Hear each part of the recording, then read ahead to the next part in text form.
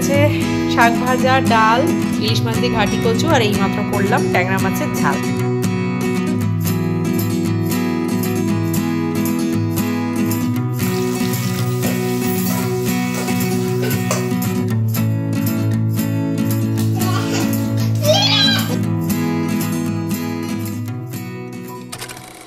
তোমরা যে আমাকে এতটা ভালোবাসো সেটা আমার জানা ছিল না। কালকে যখন 2 মিনিটের ভিডিও পোস্ট করলাম, অনেকের কমেন্ট এসছে যে এইটুকু ভিডিও দেখে আমাদের ঠিক পোষায় না। তোমরা ঠিক আমার কাছ থেকে 14 থেকে 15 মিনিটের একটা বড় ভিডিও চাও, কিন্তু আমার পক্ষে অত বড় ভিডিও দেওয়া সম্ভব হয় না।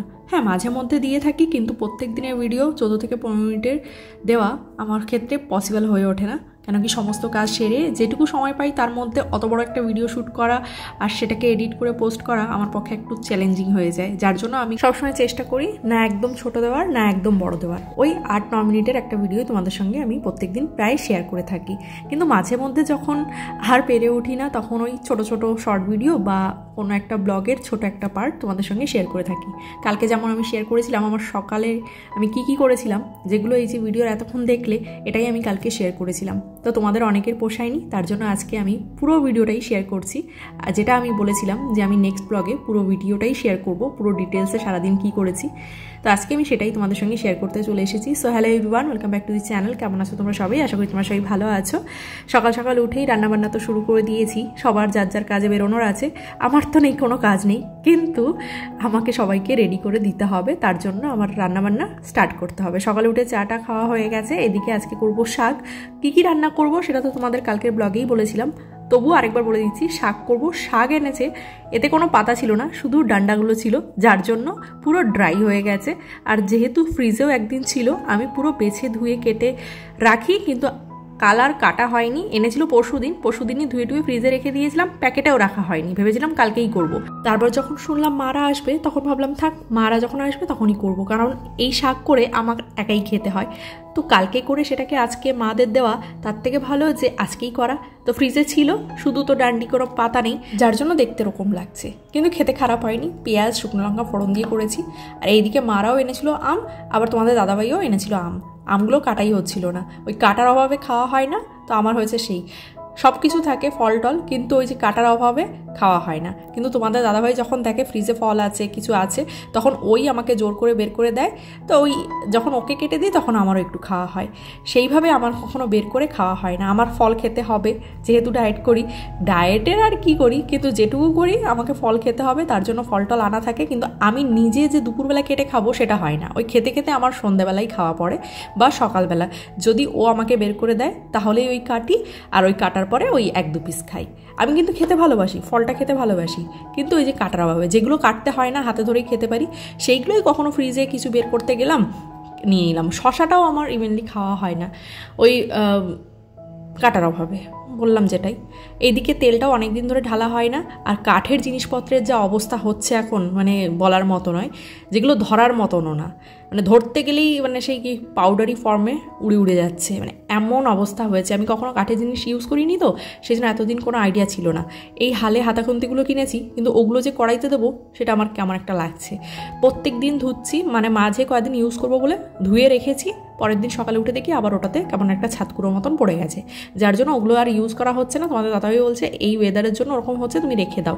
আর আমাকে তো ওই পিতলে কড়াই ইউজ করতে দিচ্ছে না। ওই যে মাঝে একদিন আগুন ধরে গেছিল, ও ভেবেছে ওই পিতলের কড়াইয়ের জন্যই আমার ওরকম আগুন ধরেছে, সেই জন্য ওটা আর ইউজ করা যাবে না, এখন অ্যালুমিনিয়ামে করতে হবে। আর ওই কড়াইটা কি বলতো, খুবই পাতলা, তো মাছগুলো ভাজতে গেলে লেগে যায়, যার জন্য আমার প্রত্যেকটা মাছ ভেঙে যেত। তো ও বলেছে এইটাতে করো, এইটাতেই ভালো হয়, এটাতেই রান্না করো। আমি তো এতদিন সবাইকে এটাতেই রান্না করতে রেখেছি। আমি বললাম যে ঠিক আছে বাবা, মাছটা এটাই ভাজবো।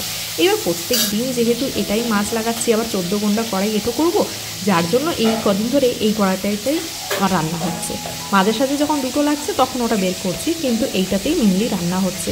এটাতে রান্না করলে না বেশ ভালো, মাছটা ইজিলি ভাজা যায়, কিন্তু ওটাতে ভাজতে গেলে ভীষণ সমস্যা হয়। মাছ তোমার লাগবেই লাগবে, খুব পাতলা হয় তো ওই কড়াইগুলোতে, ওই জন্য লেগে যায়। আর এইগুলো একটু মোটা হয়, এগুলোতে মাছ টাছ ভাজতে বেশ ভালো হয়। আর একটু ছোটো সাইজের একটা কিনেছি, কিন্তু ওতে না ওই আমাদের 2-3 জনের জন্য হয়ে যায়, কিন্তু অনেকে আসলে কেউ আসলে তখন আর হয় না। ওই 1-2 পিস মাছ ওই ছোটোটায় ভাজা যায়। ওইটা আমি রাতেই বেশিরভাগ রান্না করছি, ওটাও বেশ ভালো লাগছে ইউজ করে। এইদিকে দেখো আমার এক পত্ত হয়ে গেছে, তো ভাবলাম খেতে দিয়ে দিই। বললাম না শাকটা শাকটা শুধু আমারই খেতে হয়, পাতে দিয়েছিলাম, সেটাকে তুলে রেখে আসতে হলো। ছেলেকে দিলে ছেলে খেয়ে নেয়, কিন্তু ওই যে ছেলের বাবাই মোটে খেতে চায় না।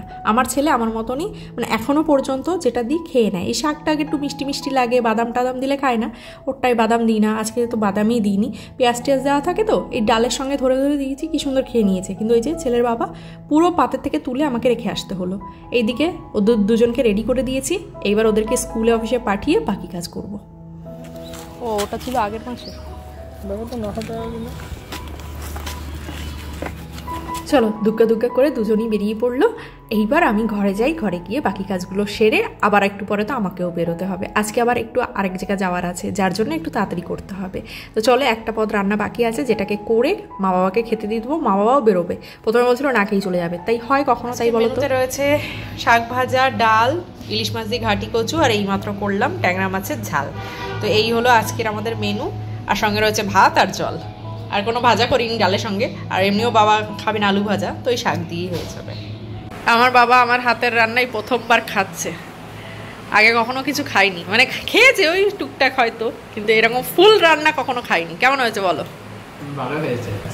আগে ওইগুলো খাও তারপর বলো। এই চালটা তো ভালো লাগছে, এইটা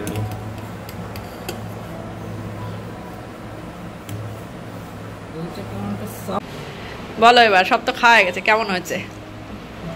খুব ভালো হয়েছে, সত্যি খুব ভালো হয়েছে সব রান্না। এবার আমি আর মা খাবো, খেয়ে দেখবো এবার কেমন হয়েছে, সত্যিকারে ভালো হয়েছে কি। কি ইলিশ মাছ ভালো হয়েছে? ভালো হয়েছে। বাবারা কখনো মেয়ের রান্না খারাপ বলে? আর তার উপর দিয়ে আমার রান্না কখনো খায়নি, এটা ভাবা যায়? এত বয়স হয়ে গেল এখনও বাবাকে কখনো রান্না করে খাওয়াইনি। হ্যাঁ, আমি বিয়ের আগে তো কখনো রান্না করিনি, আর বিয়ের পরেও কখনো রান্না করে সেইভাবে খাওয়ানোর সৌভাগ্য হয়নি আমার।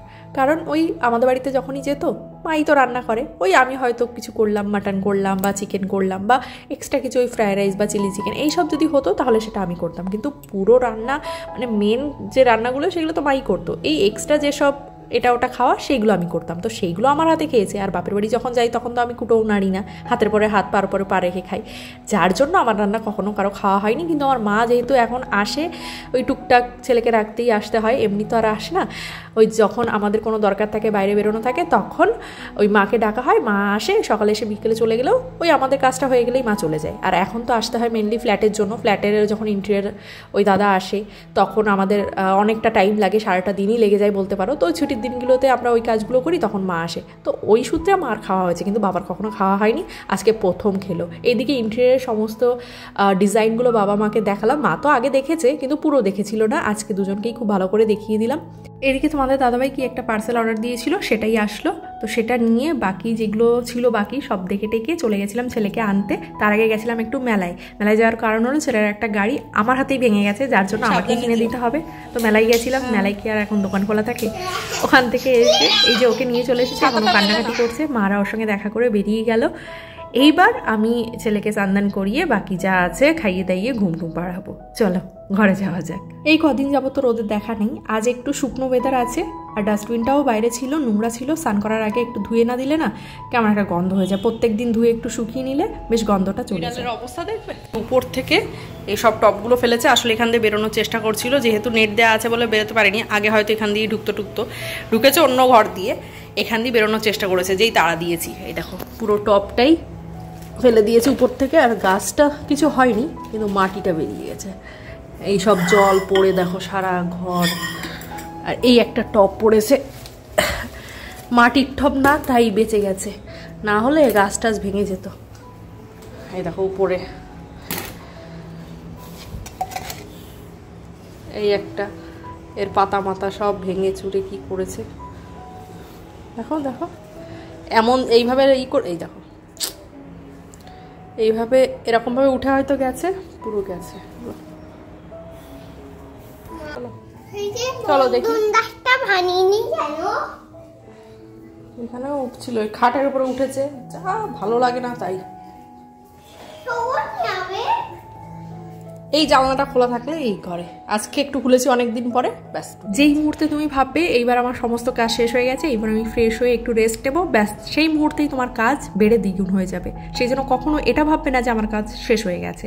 ওই যে স্নান করতে যাবো বলে ভাবলাম যে কাজ আমার শেষ হয়ে গেছে, অমনি বিড়াল ঢুকে একটা যা কাণ্ড করেছিল, তারপরে পুরো বারান্দা আমাকে পরিষ্কার করতে হলো। ছেলেকে তো ঘুমও পাড়াতে পারলাম না, টবের মাটি ফেলে ঢেলে যা করেছিল, তারপরে জল ঢল ঢেলে এবার ওইটা পরিষ্কার না করলে সাদা যেহেতু মেঝে কিছু দেখা যায় না, কে আছাড় খাবে, দেখা গেলো আমিই আছাড় খেলাম, তারপরে তো পুরো বাড়ি শুদ্ধই সবাইকে বিছানায় পড়ে যেতে হবে। সেই জন্য সব কিছু করে স্নান করে চলে এসেছি, এইবার ছেলেকে নিয়ে ঘুম পাড়াতে যাবো। চলো আজকে ভিডিওটা এই অবধি থাক।